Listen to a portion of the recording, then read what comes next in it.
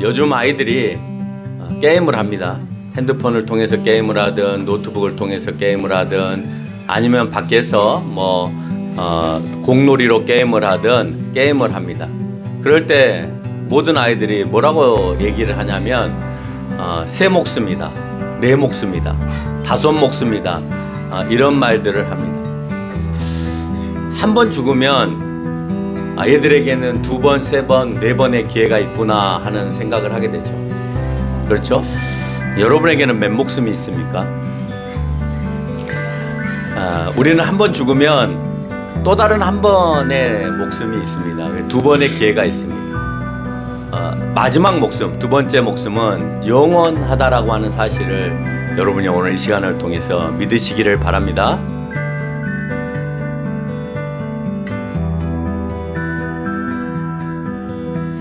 오늘 요한복음을 통하여서 부활의 메시지를 여러분에게 증거하고자 하는데, 요한복음은 에베소에서 쓰여졌던 그런 책입니다. 그렇게 에베소에서 쓰여졌다라고 하는 그 학설이 매우 지배적으로 그렇게 되어지는데, 뒷부분에 쓰여지고 있는 그 지역의 냄새나 또는 요한이 어디에서 거주했느냐라고 하는 것을 근거로 해서 에베소에서 쓰여졌을 확률이 매우 높다라고 표현을 합니다. 그래서 이 책은 에베소 주변에 있는 사람들, 유대인이나 이방인들을 향하여서 또는 그 사람들에게 메시지를 증거해야 될 그리스도인들에게 이 메시지가 증거되었고, 특별히 요한복음은 이방인들 전체, 세상의 모든 사람들을 향하여서 들려주고 싶은 메시지라는 사실을 모든 사람이라는 단어를 여러 번 사용합니다. 요한복음에서. 그러니까 어느 특정한 사람들에게만 주어진 것이 아니라 에베소 지역을 중심으로 해서 이방인에게 전달되었지만 모든 사람들이 들었으면 좋겠다. 우리가 흔히 이제 마태복음은 유대인들을 향하여서 쓰여진 책이다 이렇게 표현을 하죠. 마가복음은 헬라인들, 특히 로마 지역에 있는 사람들을 향하여서 쓰여진 책이다라고 이렇게 표현을 합니다. 오늘 요한복음은 이방의 모든 사람들을 향하여서 쓰여진 책으로 그렇게 표현되고 있습니다. 요한복음을 쓴 이유에 대하여서 오늘 20장 31절은 이렇게 표현합니다. 오직 이것을 기록함은 너희로 예수께서 하나님의 아들 그리스도이심을 믿게 하려 함이요, 또 너희로 믿고 그 이름을 힘입어서 생명을 얻게 하려 함이다. 핵심은 그겁니다. 예수 그리스도가 하나님의 아들이라는 사실, 그래서 그가 그리스도라는 사실, 하나님의 아들로서 세 가지의 직분을 입은 그리스도, 제사장으로 또 선지자로 왕으로 오심에 대해서 너희가 믿어야 된다라고 하는 것이고, 그 믿음은 그냥 믿음으로 끝나는 것이 아니라 우리에게 매우 값진 것을 하나 주는데, 그게 뭐냐? 여러분에게 주는 베네핏을 하나 줍니다. 그 베네핏이 다른 것이 아니라 생명을 얻게 하려 합니다. 그러니까 한 목숨밖에 없었는데 두 목숨을 주는, 게임을 할 때 베네핏을 얻어서 죽지 않는 불사조의 몸으로 전장에 나가서 싸우는 그 군인의 몸을 하나 주는 거라는 거예요. 그 생명을 오늘 우리에게 허락하셨다라고 말씀합니다. 복음을 쓰게 된 목적이 분명한데, 아직 믿고 있지 않는 이들을 향하여서 믿는 자들에게 보내어진 그림으로 복음 증거하기를 힘쓰는 그런 메시지들을 담고 있습니다. 오늘 본문 전체는 막달라 마리아와 예수님의 두 제자가 예수의 무덤에 가서 예수의 시신이 사라졌음을 확인하는 그런 그 경로의 모습들을 보여주고 있습니다. 안식 후 첫날, 지금 우리로 말하면 주일날. 왜 우리가 주일날, 주님의 날 이런 말을 사용하냐? 예수님의 날이기 때문에 그렇고, 그 예수님의 날은 부활하신 날이기 때문에 그렇습니다. 유대인들이 생각할 때 영원히 하나님의 나라에 살 것을 안식이라고 했습니다. 그런데 예수님을 통하여서 우리가 영생함을 얻었기 때문에 유대인들이 지켜왔던 그 안식의 개념이 예수님을 통하여서 다시 주일에 주님의 날의 개념, 부활의 개념으로 바뀌어지고 있다라고 하는 것을 우리가 알 수가 있죠. 예수님은 금요일 날 운명을 하셨습니다. 여인들이 무덤에 올라간 3일, 그 3일을 헤아리면 예수님이 부활하시겠다라고 하는 그 날짜가 3일이었으니까 3일을 헤아리면 금, 토, 일이 돼야 되는 것이죠. 그렇죠? 그래서 3일째 되는 날 오늘 이 여인들이 올라가게 되는데 사실은 안식일 날 올라갈 수도 있겠죠. 근데 안식일 날 올라가지 않고 3일째 되는 날 올라가는 이유가 예수님이 부활하신 장면을 보려고 올라갔던 것 같지는 않아요. 이들이 안식일은 거룩하게 지켜야 되기 때문에 움직이지 않아야 하고 그래서 성전 중심으로만 있어야 하기 때문에 그들이 그 율법을 지키기 위해서 예수님에게 안식일 날 가지 않은 것 뿐이에요. 그러니까 안식일에 가지 아니하고 안식 후 첫날 그 주일에 예수님의 무덤에 갔는데 공교롭게도 예수님이 부활하신 3일째 날이었고 그래서 우리는 이 여인들이 예수님의 부활하심을 기억하고 있다가 그 부활하는 날에 가는구나 라고 우리는 생각할 수 있을 겁니다. 근데 본문을 쭉 읽어보면 어디에도 그 여인, 특별히 끝까지 예수님과 대화하는 막달라 마리아의 경우에도 예수님의 부활을 인지하지 못하고 있다라고 하는 것을 우리가 알 수가 있어요. 여인들이 예수님께서 부활하시는 3일 후를 기억해서 찾아온 것이 아닙니다. 그래서 무덤을 찾는 이유가 16장 마가복음 16장 1절에서 소개하고 있는데 예수님의 시신에 향품을 바르기 위해서다라고 설명합니다. 뒤에서 왜 향품을 바르기 위함인가 하는 것을 또 뒤에 설명을 해야 되기 때문에 이 부분에서는 설명을 줄이고 지나가도록 하겠습니다. 예수님의 무덤을 찾아간 여인들은 제자들이 아니었어요. 3일 만에 부활하시겠다라고 하는 예수님의 메시지를 제자들이 기억하였다면 3일째 되는 날 제자들이 이 여인들보다도 더 먼저 무덤에 찾아갔어야 맞는 겁니다. 그러나 평상시 예수님을 추정했던 인물들은 이 여인들을 포함해서 많은 사람들이 존재했죠. 그러니까 이 여인들도 사실은 예수님을 추정했던 인물들 가운데 하나이고 예수님을 비롯하여서 예수님의 제자들을 자기의 모든 사비를 털어서 돕는 역할을 했던 여인들이었던 것은 맞습니다. 요한복음에 나타난 막달라 마리아 말고도 마태복음 28장에 또 다른 마리아가 등장하고 있고 또 마가복음 16장 1절에서는 그 마리아가 야고보의 어머니 마리아라고 설명되어 있는 것을 우리가 찾을 수가 있습니다. 뿐만 아니고 여기서 한 사람이 더 추가가 되어지는데 살로메라는 사람이 등장합니다. 살로메는 여자일까요? 남자일까요? 남자죠. 이름을 보면 남자입니다. 그런데 여자입니다. 그래서 이 살로메는 세베대의 아내, 예수님의 제자 가운데는 세베대의 아들들이 야고보와 요한이 존재하죠. 그 요한, 야고보와 그 요한의 어머니가 바로 살로메입니다. 누가복음 24장 10절에서는 더 확장되어서 요한나와 그 외의 여인들이 이 무덤을 목격하고 있다라고 하는 것을 알 수가 있습니다. 그럼 막달라 마리아는 성경에서 어떻게 설명하고 있는지를 우리가 좀 살펴볼 필요가 있을 것 같아요. 마가복음 16장 9절과 누가복음 8장 2절로 3절에서 막달라 마리아를 조금 설명하고 있습니다. 어떻게 설명하냐? 그 여인이 7 귀신이 들렸다라고 설명을 합니다. 근데 예수님께서 그 7 귀신을 그 여인에게서 내어 쫓아 주었다라고 표현합니다. 그러니까 7 귀신의 쫓김을 받은 그 여인이 바로 이 막달라 마리아였던 거죠. 여인들은 자신들의 소유로 나머지 여인들은 예수님의 제자들을 섬겼고 또한 예수님께서 십자가에 달리셨을 때 그래서 운명하시는 그 순간까지도 멀찍이 떨어져서 예수님의 운명을 목격했던 여인들이었습니다.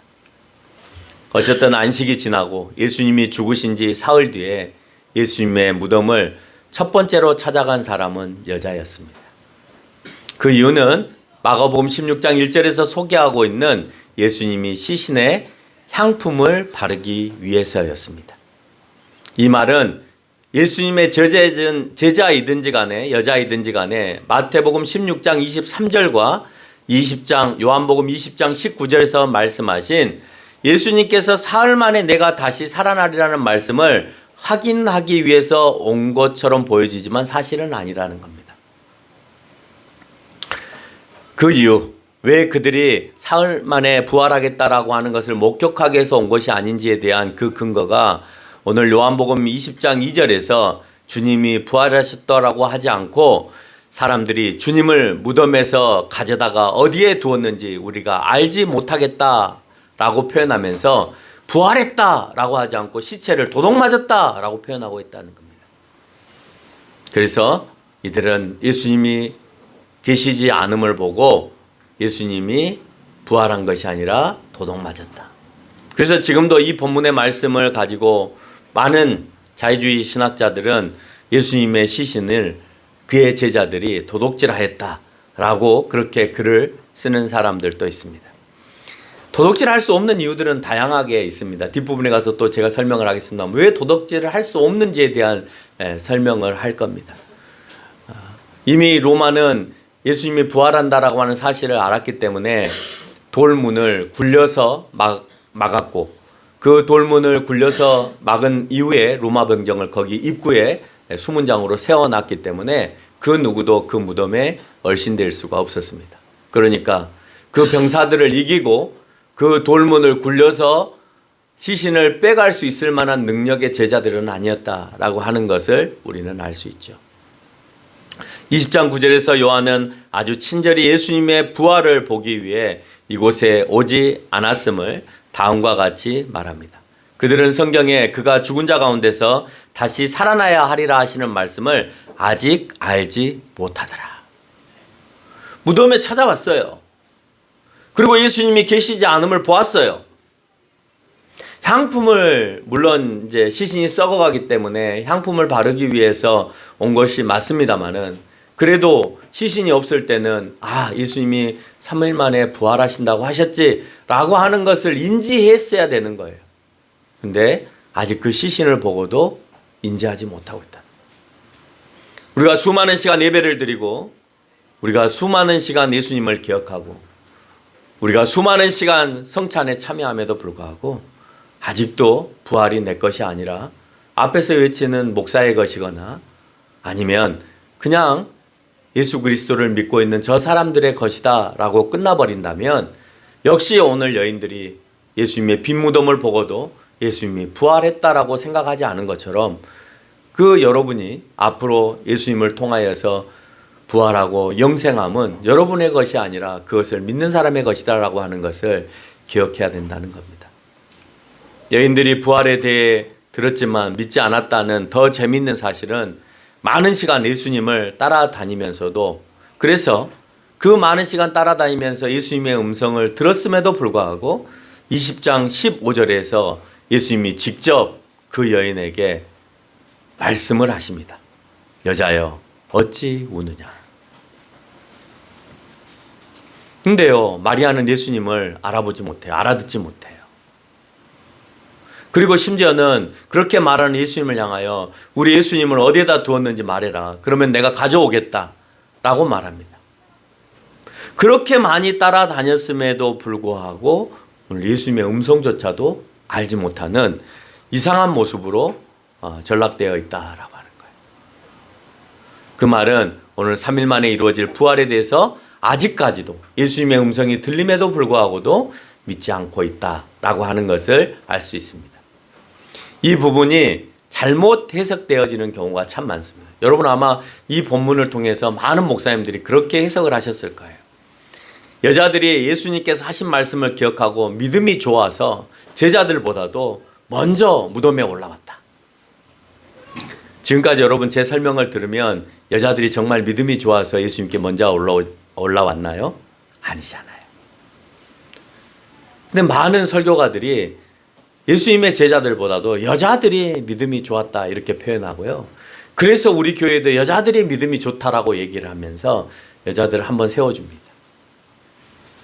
근데 어느 본문에도 여자들이 먼저 무덤에 도착한 사건은 있지만 그들이 진정으로 믿음이 컸다라는 표현은 한 구절도 존재하지 않음에도 불구하고 단지 빨리 올라왔다는 이유 때문에 여자들이 제자들보다 믿음이 좋았다라고 잘못된 해석을 하는 경우들이 굉장히 많다는 겁니다. 뿐만 아니라 여자들은 예수님의 말씀을 기억해서 올라온 것이니 믿음이 좋고 남자들은 올라오지 않고 있으니까 믿음이 약하다라고 하는 식의 해석을 하는 경우들도 있습니다. 그 역시도 오늘 옳지 않습니다. 둘 다 아직 예수님에 대한 그 부활에 대한 믿음이 없다라고 하는 것이 도리어 맞다라고 하는 거예요. 믿음의 비교의 대상이 서로가 되지 않는다라는 겁니다. 단지 많은 여인들은 오늘 예수님의 죽음에 대해서 더 많이 슬퍼했던 것은 사실인 것 같고 더 그 죽음에 이르는 그 자리에까지 더 많이 섬기고 싶은 그 섬김의 모습이 제자들보다 더 강했다라고 하는 것은 우리가 인지되어진다는 겁니다. 막달라 마리아는 돌이 무덤에서 옮겨진 것을 보았습니다. 놀라운 건 마태복음 27장 60절로 66절을 근거로 큰 돌을 굴려 입구를 막았는데 시체를 들고 들어갈 수 있는 정도의 입구이니 그 돌의 무게가 상당했을 것이라는 겁니다. 그래서 누군가가 훔쳐간다는 것은 쉬운 일이 아니었다라고 하는 거고요. 예수님께서 살아났다고 하니까 그 입구에 살아난다고 하니까 그 입구에다가 경비병을 이미 배치해 놓은 상태입니다. 돌을 옮겼다 하더라도 그 경비병을 어떻게 해결할 겁니까? 그래서 무덤을 옮겨서 예수님의 시신을 가져갔다라는 것은 쉬운 일이 아니다라는 거고 마가복음 16장 4절에 여인들이 도착했을 때는 돌이 이미 굴려져 있음을 말합니다. 그 당시에 이스라엘의 무덤을 한번 보도록 하겠습니다. 이렇게 돌을 팠다라고 성경은 얘기를 하고 있는데 이렇게 돌을 파서 이 무덤을 팔았어요. 그래서 예수님도 이 무덤을 하나 사서 이곳에다가 이제 매장을 하게 되어지죠. 옆에 동그랗게 표현되어 있는 동그란 것들이 굴려서 그 문을 막았다라는 표현에 맞게끔 그 굴을 막는 돌을 그 입구에다가 설치하고 허리를 숙여서 여기서도 보면 허리를 숙여서 들어갔다라고 되어 있으니까 이렇게 높이 판 게 아니라 약간은 허리를 숙여서 들어가야 될 정도의 장내 무덤이었습니다. 그래서 그곳에 상이 있었고 이렇게 평평한 평상이 있었고 평상에다 시신을 눕혀놓은 다음에 1년이나 2년쯤 지나서 그것이 다 썩으면 뼈만 남습니다. 뼈만 남으면 그 평상의 아래 하단에 보면 뼈를 모아놓는 곳이 있습니다. 그곳을 빗자루로 쓸어서 그곳에 많은 조상들의 뼈들과 함께 더불어 그곳에다 모아놓습니다. 그래서 너희 조상에게로 아브라함이 죽고 난 다음에 그곳에 장사를 지내고 그리고 또 야곱이 그 무덤에 장사를 지내고 너희 조상에게로 돌아갔다라는 말은 썩어서 그 뼈가 합쳐졌다라는 의도를 가지고 있는 것입니다. 그래서 그 돌을 굴러서 이걸 이제 그 구멍을 막는데 저 돌의 무게가 캘리포니아 신학대학교 교수가 가서 한번 달아봤답니다. 그랬더니 작은 것이 1톤, 큰 것은 1.5톤 정도라고 해요. 그래서 힘이 센 사람이 최소한 저거는 이제 원형으로 되어 있기 때문에 굳이 이렇게 들어서 놔야 될 것은 아니어서 보통 5명 이상 10명 정도가 밀어야만이 밀리는 그 정도로 아주 무거운 돌이다라고 하는 겁니다. 그런데 그 많은 제자들이 왔을 때 경비병들이 가만히 있었겠어요? 로마 병들을 더 호출을 했거나 아니면 난리가 났어도 크게 난리가 났었겠죠. 그래서 예수님의 시신을 도둑 맞았다는 말은 일체 말이 맞지 않는 그런 상황이라는 것을 우리가 알 수가 있고 더더군다나 뒤에 부분에 가서 이 놀라운 여자들이 이제 예수님에게 찾아갑니다. 그 말은 예수님의 제자들은 아직도 모르고 있다는 사실이에요. 그러니까 예수님의 제자들이 훔쳤다는 것은 더욱더 이해가 되지 않는 거죠. 예수님의 무덤에 막고 있던 돌은 이미 굴려져 있었고 막달라 마리아와 두 제자가 등장하여서 예수의 시신이 없음을 알리게 됩니다. 요한복음 20장 2절에서 시몬 베드로와 다른 제자라고 하는데 여기에서 다른 제자 제자라고 표현하는 것은 요한을 표현하기 위해서 그런 거예요. 그래서 자기 자신의 이름을 드러내지 못하고 있어서 다른 제자라고 그렇게 표현하고 있기 때문에 오늘 여기서 다른 제자는 요한일 가능성이 매우 높습니다. 왜? 오늘 요한복음을 쓴 사람이기도 하기 때문에 그렇습니다. 그럼 여인은 왜 베드로와 요한을 불렀을까? 가까이 있었을 수도 있지만 아마 예수님께서 늘 함께 있던 제자였기 때문에 이 두 사람을 불렀을 가능성이 높습니다. 마태복음 4장 21절에서 그 제자들은 베드로와 세베대의 아들 야고보와 그의 요한으로 밝혀져 있습니다. 예수님과 늘 함께 했던 제자. 왜 많은 제자들 가운데 베드로와 요한을 불렀을까? 보니까 예수님이 늘 함께 했던 제자들 가운데는 항상 베드로와 요한이 있었다는 거예요.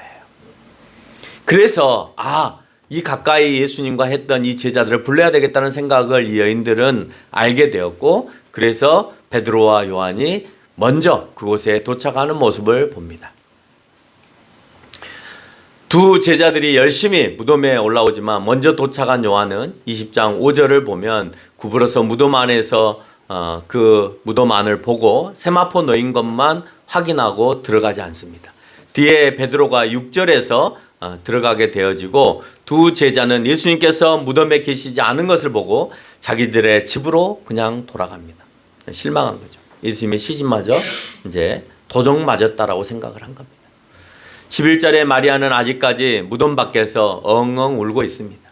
그리고 무덤 안에 들여다보는데 천사 둘이 예수님의 발치와 또 머리에 한 명씩 앉아서 있는 모습을 봅니다. 천사라고 느꼈을까요? 오늘 천사 둘이 있었다라고 하는데 오늘 마리아는 그 천사를 보고 천사야 라고 했을까요? 그런 말이 없어요. 그래서 천사라고 표현한 것은 요한이 글을 쓰면서 천사라고 표현한 것이지 오늘 막달라 마리아가 그것을 목격하면서 천사야 라고 표현하지 않습니다. 놀라지 않아요. 우리가 천사를 보면 놀라겠어요? 안 놀라겠어요? 안 놀라요. 안 놀라요? 놀라죠. 천사를 보면 놀라죠. 근데 왜 안 놀랐을까요? 예? 네, 천사같이 안 보였을 가능성이 매우 높습니다. 우리는 그것을 어떻게 알죠? 천사같이 안 보였을 가능성이 있다는 걸 어떻게 알죠? 여러분, 아브라함과 조카 롯이 소돔과 고모라의 사건이 있을 때 천사들이 나타나잖아요. 우리는 천사라고 성경에 표현되어 있지만 많은 사람들은 사람으로 생각해요. 그래서 저 사람을 내가 취하고자 해요. 그 사람을 내놓으라고 그래요. 그 천사를 내놓으라고 그러는 게 아니라. 막 날개 달리고 이러면 이상하잖아요. 그리고 또 한 사람이 그 가운데 사라지는데 그 한 사람은 신학자들이 예수 그리스도가 인카네이션했다라고 표현을 합니다. 그러니까 예수님이 이때에만 존재하셨던 것이 아니라 구약시대에도 여러 번 인카네이션에서 등장하셨다라고 표현하고 있는 것이죠. 그러면서 천사들이 여자에게 묻습니다. 여자여 어찌 우느냐. 이 안에 심오한 질문이 담겨 있습니다. 여러분, 여자는 왜 울고 있나요? 예수님의 시신이 없어서 도적 맞았다고 생각했기 때문에 울고 있습니다. 천사들은 사실 여자가 왜 우는지를 알고 있습니다. 내가 예수님이 안 계시니까 슬퍼하구나 라고 하는 것으로 알고 있습니다. 그럼에도 여자야 어찌 우느냐는 말 안에는, 천사의 말 안에는 도적 맞은 것이 아니라 예수님과 지난날 했던 대화를 잘 생각해 보라는 말이 암시되어 있어요. 여자야 어찌 웃느냐. 그 말은 예수님과 지난날 했던 말을 네가 한번 잘 기억해봐 라는 말이에요. 오늘 왜 여자가 울고 있는지 모르지 않잖아요. 근데 그 질문을 했을까요? 그 질문이 아니라는 거예요. 네가 한번 예수님과 대화했던 것을 잘 생각해봐. 그러면 그 울음이 나오지 않을 거야. 이 말이 그 안에는 점점점으로 담겨 있는 겁니다. 그런데 여인은 끝까지 예수님의 시신이 없어짐을 두고 울고 있습니다. 부활은 시신이 그대로 누워있으면 부활이 아니에요. 여인들이 생각하는 것처럼 예수님이 그 자리에 누워 계시면, 예수님이 부활하지 않고 그 평상에 그냥 계속 누워 계시면 예수님은 부활하지 못한 것이기 때문에 사실 그것 때문에 더 슬퍼해야 되는 거예요. 왜요? 예수님은 부활을 이루지 못하셨구나. 그냥 공자나 석가처럼 그냥 훌륭한 선생이셨구나. 그래서 자기의 육체를 어떻게 할 수가 없으니까 그냥 죽었구나. 우리에게 훌륭한 메시지를 주고 그냥 죽은 한 사람이구나라고 생각하겠죠. 부활은 그 시신이 살아나야만이 되는 겁니다. 그래서 그 평상 예수님이 안 계심에 대하여서 기뻐해야 되는 것이었습니다. 근데 그 여인은 슬퍼합니다. 여인은 울다가 14절에서 뒤로 돌이켜 보았습니다. 누구였습니까? 울다가 뒤를 돌이켜 봤습니다. 누구였습니까? 예수님이었습니다. 그런데 여인은 예수님인 줄 압니까? 모릅니까? 모릅니다. 심지어 15절에서 예수님과 대화까지 합니다. 어찌하여 우냐? 여자여 어찌하여 우냐? 누구를 찾느냐? 라고 예수님이 묻습니다. 그랬더니 그 여인은 그렇게 말하는 그 사람을 누구라고 생각했어요? 동산직이라고 생각했어요. 동산직이는 그 무덤을 관리하는 사람을 동산직이라고 했어요. 그러니까 오늘 예수님의 무덤 안에 있었던 사람들도 그 동산을 관리하는 사람들인 것이라고 생각했던 거예요. 천사라고 생각하지 못했던 거죠. 여러분, 아무리 예수님이 동산직이라고 자기가 생각했다 하더라도 지금까지 살아오면서 예수님의 목소리를 수도 없이 많이 들었잖아요. 그런데도 오늘 예수님의 목소리조차도 이해하지 못하고 있는 거예요. 반응하지 못하고 있는 거예요. 그래서 신앙에 있어서 잘못된 선입견이 우리 가운데 들어오면 무서운 신앙으로 바뀌어버리게 되어지는 겁니다. 예수님은 죽으셨어. 그러니까 말할 수 없어. 라는 게 내 머릿속에 가득 차 있으면 예수님이 어떤 상황으로 말씀을 하신다 하더라도 내 머릿속에 들어오지 않는 거예요. 여러분의 머릿속에 잘못된 신앙과 신학이 자리를 잡기 시작하면 아무리 좋은 메시지를 여러분에게 던져준다 하더라도 그 메시지는 여러분에게 들리지 않아요. 그래서 선입견은 굉장히 무서운 것입니다. 여러분, 세상에서 정치도 마찬가지잖아요. 빨간 것으로 내 머리에 가득 차 있으면 파란 것은 절대 들어오지 않습니다. 파란 것으로 내 머릿속에 가득 차 있으면 빨간 생각이 전혀 내 머릿속에 들어오지 않아요. 여러분, 그래서 그 선입견을 깨트리지 못하면 올바른 사람을 생각하거나 판단하는데 우리가 어리석은 선택을 할 수밖에 없다라고 하는 겁니다.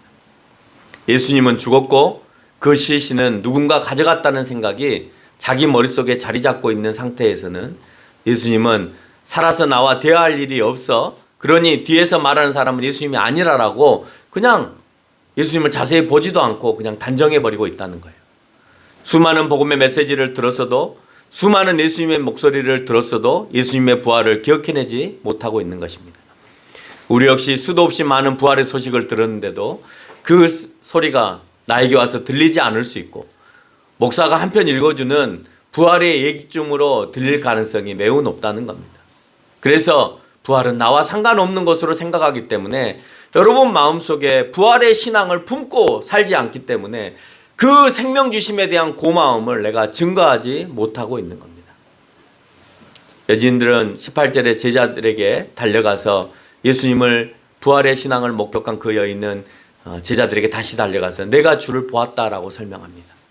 진정으로 자기의 모든 선입견을 깨트리고 예수님을 진정으로 맞이할 때 그가 부활이라고 하는 사실을 깨우치게 되어진다는 겁니다.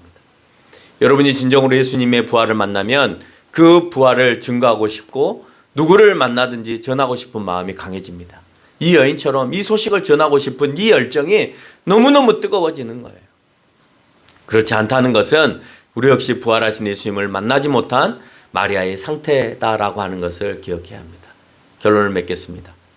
요한복음의 핵심은 예수님이 하나님의 아들이라는 점이에요. 그리고 그분을 믿으라는 거예요. 하나님이시기에 그 일들을 이루실 수 있다라고 하는 것을 깨달으라는 겁니다. 그리고 그분은 우리에게 새 생명, 여러분들이 게임을 하면서 한 목숨 두 목숨 그 게임 회사에서 주지만 그게 아니라 영원한 생명을 예수님께서 주신다는 거예요. 그래서 결코 죽지 않는다는 거예요. 근데 그들은 하나님의 아들로 부활하심을 믿지 않았고 부활을 통한 진정한 생명이 무엇인지를 알지 못하였지만 예수님을 만나면 그 부활의 생명은 내 것이 되어지고 그 생명의 기쁨을 나만 누리는 것이 아니라 다른 사람에게 증거한다는 사실을 기억하는 저와 여러분이 되시기를 바랍니다.